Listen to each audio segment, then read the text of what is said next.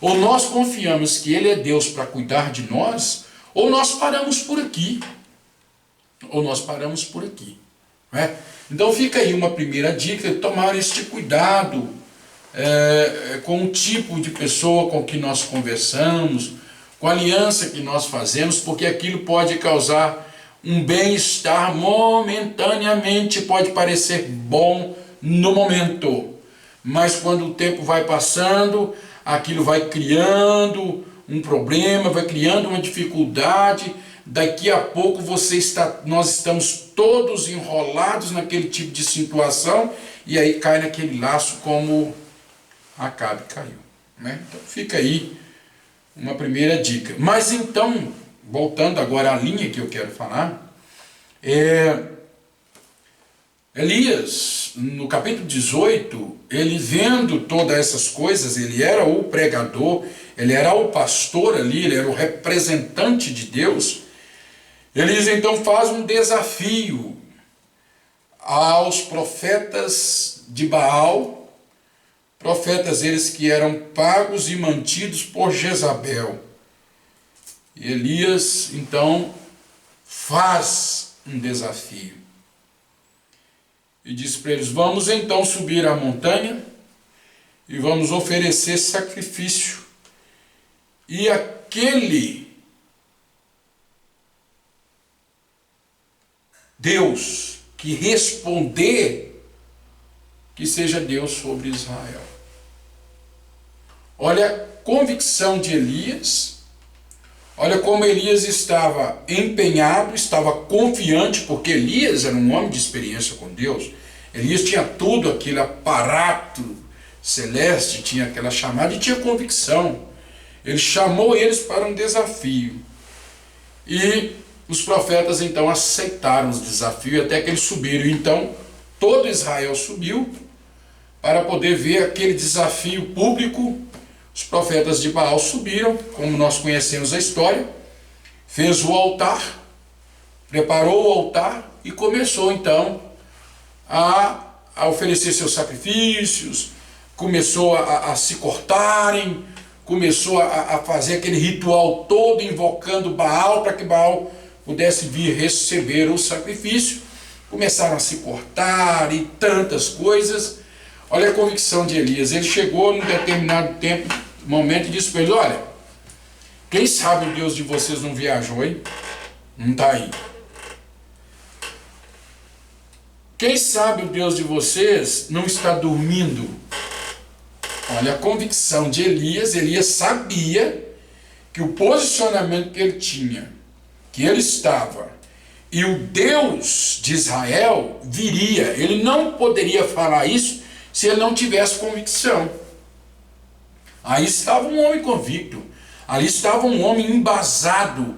Ele não estava simplesmente fazendo chacota, ele estava expondo a segurança que ele tinha de que Deus faria e aceitaria o sacrifício. Então os profetas de Baal fez tudo aquilo, e deu meio-dia nada, deu à tarde nada. Quando eles pararam, se cortaram todos. Diz a Escritura então que Elias agora assume a posição.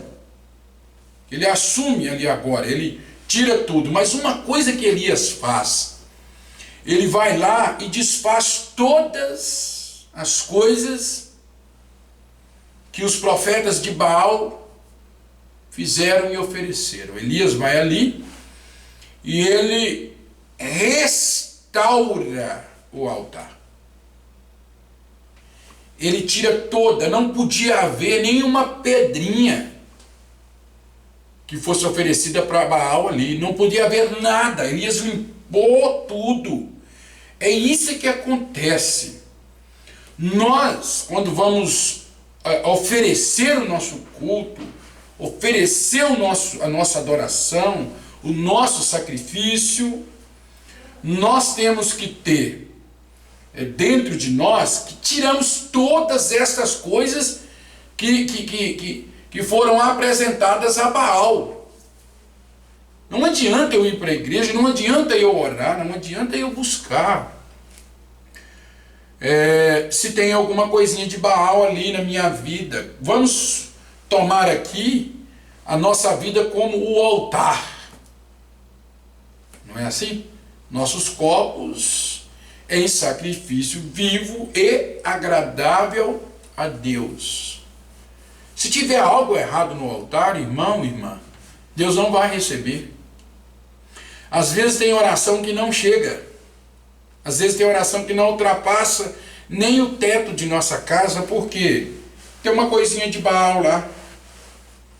Tem um detalhezinho que nós não tiramos. O altar precisa ser restaurado. O altar precisa estar restaurado. Se eu tenho alguma coisa, alguma indiferença com o irmão, se eu tenho alguma coisa que está pesando a minha consciência para com Deus, vejam, nós temos uma facilidade de ver as grandes coisas. O pastor Vanderlei, ele disse num culto de Santa Ceia, ele disse assim, olha, aquele pecado volumoso nós costumamos ver, mas os pequenos nós não vemos, e a somatória dos pequenos é que vai causar o grande dano, como disse Salomão, né? As pequenas raposas é que causam dano à vinha. Pequenas coisas que nós deixamos passar por alto, pequenos detalhes aqui, uma coisinha pequena ali, uma coisinha pequena lá, outra coisa aqui. E isso, irmão, é deixar que alguma coisa de Baal esteja ali para atrapalhar Deus a receber o nosso sacrifício. Então, se nós temos que fazer, vamos ser os melhores. Elias restaurou o altar, colocou tudo no lugar, pegou as 12 pedras porque era escriturístico. Ele estava sendo escriturístico, simbolizando as 12 tribos. Ele pegou tudo certinho, ele fez como a lei de Levítico pedia para fazer, como a palavra pedia para fazer. Nós temos que ter a nossa vida preparada para trazer como sacrifício agradável a Deus, como as Escrituras nos pedem. Não como eu quero, não do meu jeito, porque não funciona do nosso jeito, funciona do jeito da Escritura, da palavra. Então Elias restaura o altar, e ali ele manda, ele coloca a lenha, ele coloca o sacrifício, e olha, Elias estava no controle. Como é bom quando nós estamos no controle, não é? Como é bom quando nós temos a certeza e a convicção de que nossa vida está suficientemente limpa, que nós estamos completamente ancorados, firmados na palavra, sabemos que Deus vai responder. Elias estava convicto, ele acertou, tirou todos os detalhes, tirou todas as coisas, e todo mundo em expectativa, mas Elias já sabia o que ia acontecer. Quando nós estamos com o altar limpo, nós sabemos que vai acontecer. Você sabe quando vai acontecer, eu sei quando vai acontecer, porque as coisas estão em ordem, não é verdade? Então Elias pôs tudo aquilo, correu, pôs o rego e colocou o altar, e ele clamou. Quando Elias clamou, fogo desceu do céu, consumiu o holocausto e bebeu, lambeu toda a água que havia no rego, e Deus recebeu aquilo de uma maneira sobrenatural, e o povo todo olhou para aquilo, que coisa maravilhosa. Então Elias fez tudo aquilo e Deus recebeu, porque estava limpo. E agora nós entramos dentro daquilo que nós estamos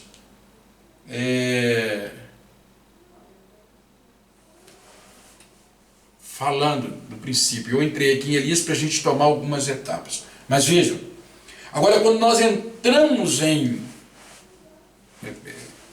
no capítulo 19, nós percebemos agora que Elias acabara de ter aquela grande vitória, acabara de de matar 400 profetas. Passou tudo a espada. Que grande vitória, não é? Que grande vitória! Como nós ficamos assim, meu Deus, como Deus ajudou Elias. Tem dia que é assim na nossa vida, né? Nós estamos vitoriosos, nós estamos eufóricos, como o culto foi bom, como que Deus tem nos abençoado, que coisa, que grandes vitórias, grandes coisas, nós ficamos assim, um pouco que eufóricos. Quando as coisas estão bem, é gostoso. Quando as coisas estão caminhando bem, é uma maravilha. Mas aí aconteceu algo. Elias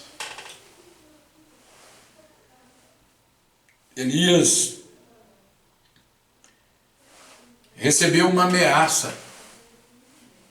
Acabe foi lá e contou para Jezabel. Falou assim: olha, Elias fez isto e isto. Ela chamou o mensageiro, mandou o mensageiro ir até Elias, falar com Elias assim: Elias, fala com Elias, do mesmo jeito, está aqui escrito, diz assim, ó. Então Jezabel mandou um mensageiro a Elias, a dizer-lhes: assim me faça aos deuses, e outro tanto, se der certo amanhã, a estas horas, não puser a tua vida como a vida de um deles. Escutaram isso? Como a vida de um deles. Se eles não pegar, fala com Elias, que amanhã cedo, como ele matou os profetas, ele também vai passar por isso. Depois de uma grande vitória, uma ameaça. E quantas vezes, minha querida irmã, meu querido irmão, nós não recebemos uma mensagem dos mensageiros de Satanás? Eu vou tomar teu filho, ele não sai das drogas. Eu vou tomar teu marido, eu vou acabar com o teu casamento, eu vou te arrebentar financeiramente.